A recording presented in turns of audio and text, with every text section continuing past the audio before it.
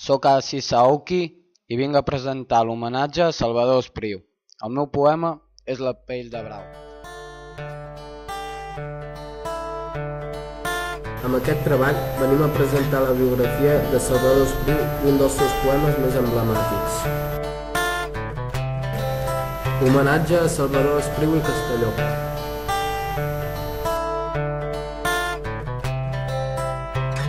Salvador Espriu havia tot just acabat els estudis universitaris de Dret i Història Antigua quan va esclatar la Guerra Civil. Aquest fet i la mort del seu pare i del seu millor amic, el poeta Bartomeu Rosselló Porcel, va condicionar la seva vida i la seva obra literària. Als anys 30, Espriu havia començat a publicar narracions en diversos registres. El Doctor Rip, en 1931, era un monòleg interior. Laia, en 1932, una novel·la entre tràgica i elegaica.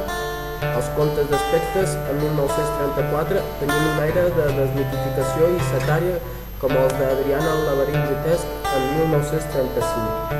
Ja més propers al conflicte civil, les narracions de Miratge Citera, Fedra i Letizia reflectien la tensió del moment. El 1939, just acabada la guerra, va escriure l'obra teatral Antígona, inspirada en el mite grec i que reclamava el perdó entre els dos bàndols. Després d'aquests primers anys com a narrador, va passar a escriure poesia. Li permetia un procés de concentració expressiva, superar millor els entrebancs de la censura i expressar millor les seves intenses vivències. En la poesia d'Espriu, el gran tema predominant és la mort. Alguns títols ja hi fan referència explícita: Cementiri de Sincera en 1946, Les cançons d'Adriana en 1949, Les hores en 1952, Mr. Diet en 1952, El caminant i el mur en 1954, Final del laberint en 1955. Aquests primers anys de la postguerra havia escrit també l'excel·lent obra de teatre per a titelles Primera història d'Ester en 1948, que va concebre com un testament de la llengua catalana.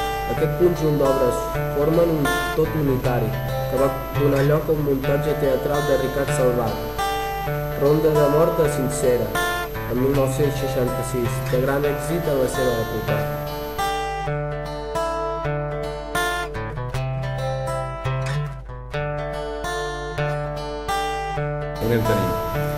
A vegades és necessari i forçós que un home mori per un poble, però mai no ha de morir tot un poble per un home sol.